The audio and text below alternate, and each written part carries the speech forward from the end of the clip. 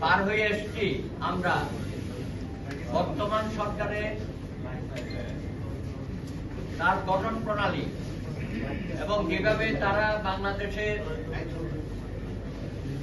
এই ক্রান্তিকালে দায়িত্ব গ্রহণ করেছেন তার সাথে অনেক ধরনের পার্থক্য আমরা দেখতে পাচ্ছি। আমরা প্রথমে পেয়েছিলাম বিচারপতি শাহাবুদ্দিন সাহেব, সাবেক প্রধান বিচারপতি।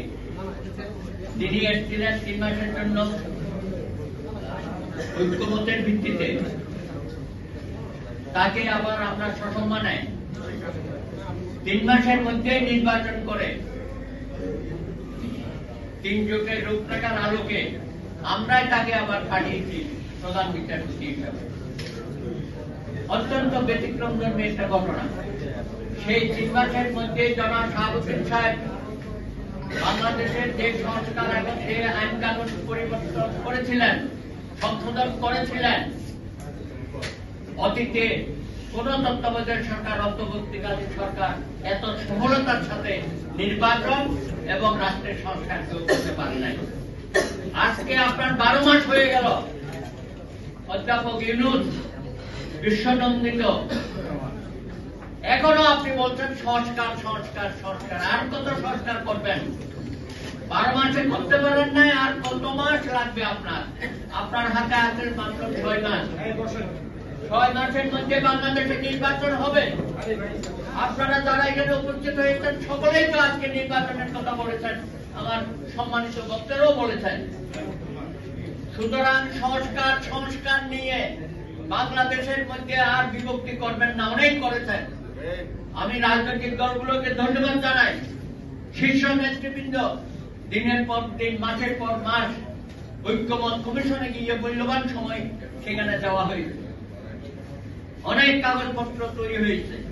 ইতিমধ্যে আপনি ঘোষণা দিয়েছেন পার্লামেন্ট হাউসের সামনে, আবার এখন বলছেন সনদ দেবেন। আরে ভাই, যেগুলো ঐক্যমত হয়েছে সেগুলো দিয়ে দেন। যেগুলো নিয়ে বিভিন্ন দল, বিএনপি সহ দ্বিমত পোষণ করছে, সেগুলো নিয়ে কেন আপনি অপেক্ষা করছেন? আবার পাঠাইছেন ড্রাফট একটা। একই কথা যে ওনারা একটা দিচ্ছেন, আমরা সেটা আমাদের ভিন্ন মত যা যা আছে প্রত্যেকেই আমরা দিচ্ছি। আর ভাই, রাজনীতিতে ভিন্ন মত থাকবে, যেহেতু আমরা বিভিন্ন দল করি এবং বিএনপি তো শুরু থেকে সহযোগিতা করছে সব ব্যাপারে। পার্লামেন্টে হবে। এখন কথা হচ্ছে, আপনি যদি বিএনপির কথা বলেন বা তার সাথে যারা যুগপৎ আন্দোলনের বিগত বছরগুলোতে ছিল রাজপথে, সকলে মিলে যে 31 দফা, তার আগে বিএনপির 27 দফা দিয়েছিল, পরবর্তী পর্যায়ে সকল দল মিলে আমরা 31 দফা দিয়েছি। আমি তো বলি এটাই হচ্ছে আমাদের জাতীয় সনদ। প্রত্যেকটা দফা আপনি করে দেখবেন। বিএনপিকে ধন্যবাদ, তারা এই 31 দফা নিয়ে গ্রামে গঞ্জে গেছে, তাদের নেতা কর্মীদেরকে প্রশিক্ষণ দিচ্ছে এবং সেইভাবে বিএনপির সকল নেতা কর্মী আজকে 31 দফা ধারণ করে জনগণের সামনে তাদের বক্তব্য উপস্থাপন করে। সুতরাং আরো যদি আপনি চান, বলে যে কম সংস্কার বেশি সংস্কার, অনেক ধরনের কথাবার্তা আপনি চালু করেছেন। দয়া করে বাংলাদেশের জনগণকে আপনি রাজনীতি থেকে মুখ সরিয়ে দেবেন না।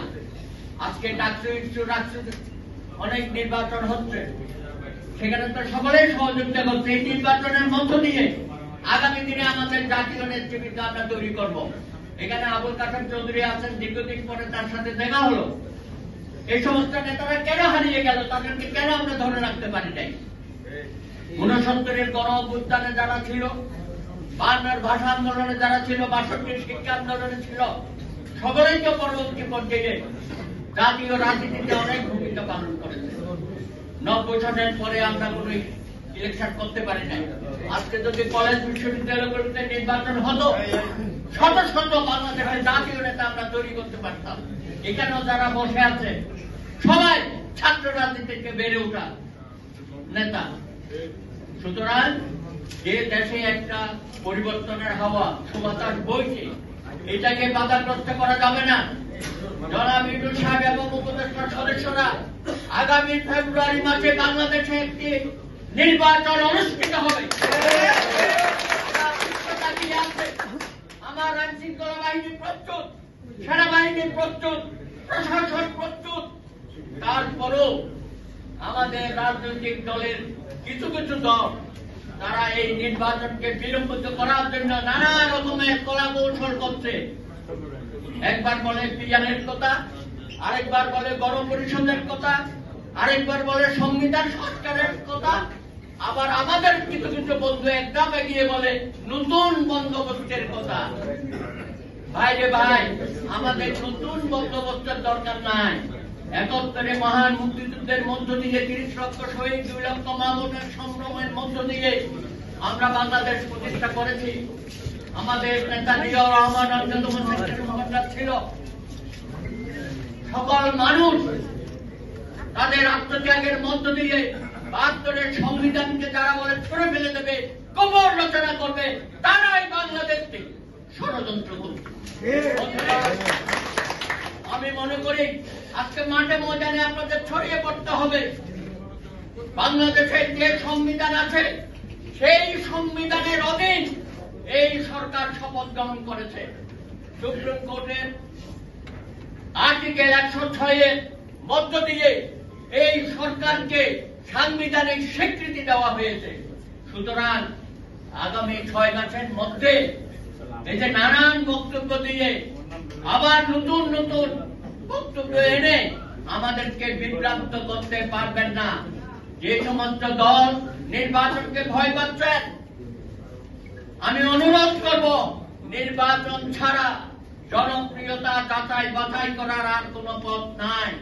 সুতরাং বাংলাদেশের মানুষ গত ১৭ বছর নিপীড়িত, নির্যাতিত হয়েছে, গুম হয়েছে, অনেক পরিবারের সন্তান শহীদ হয়েছে, নিহত হয়েছে, লক্ষ লক্ষ হাজার হাজার নেতা কর্মী মামলায় কাঁধে নিয়ে গ্রামে গঞ্জে ঘুরে বেরিয়েছে, জঙ্গলে বসবাস করছে না।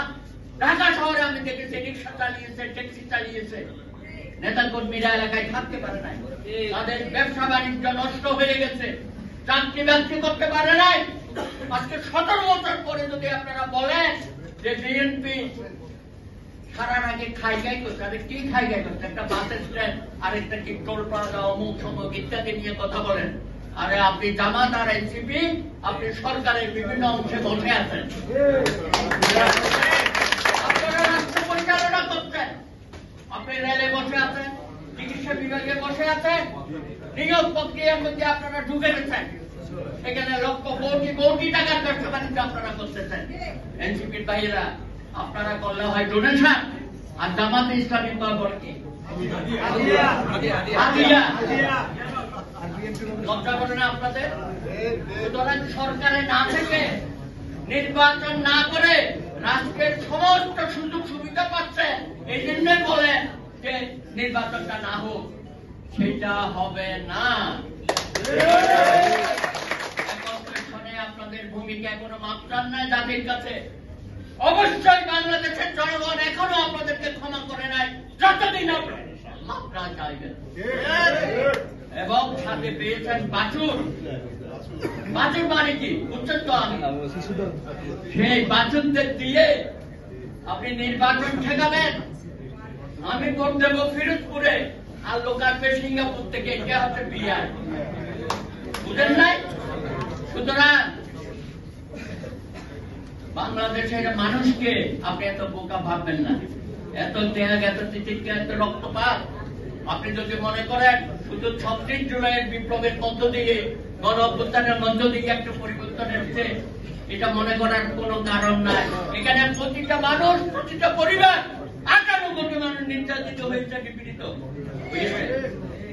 দেশে হাসিনা তুমি পালিয়ে গেছ, তুমি দিল্লিতে বসে ষড়যন্ত্র করছ, তোমার নেতা কর্মীরা কলকাতায় বসে ষড়যন্ত্র করছে, এখানে তাদের পুস্কারি দিচ্ছে টেলিফোনে। এটাই বলছি, কোন ষড়যন্ত্রে কাজ হবে না।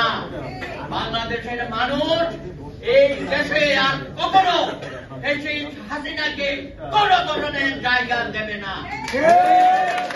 এই ব্যাপারে জনগণ ঐক্যবদ্ধ আছে। সুষ্ঠু নির্বাচনের মধ্য দিয়ে একটি গণতান্ত্রিক মানবিক বাংলাদেশ আমরা প্রতিষ্ঠা করব। আমাদের যে মর্যাদাহানি গত 16 বছর হয়েছে, আমরা অবশ্যই আগামী দিনের নেতৃত্বের মধ্য দিয়ে বাংলাদেশ আবার উচ্চ শিখরে তার সম্মানে পৌঁছে যাবে, সেই আশাবাদ ব্যক্ত করে আপনাদের সকলকে ধন্যবাদ।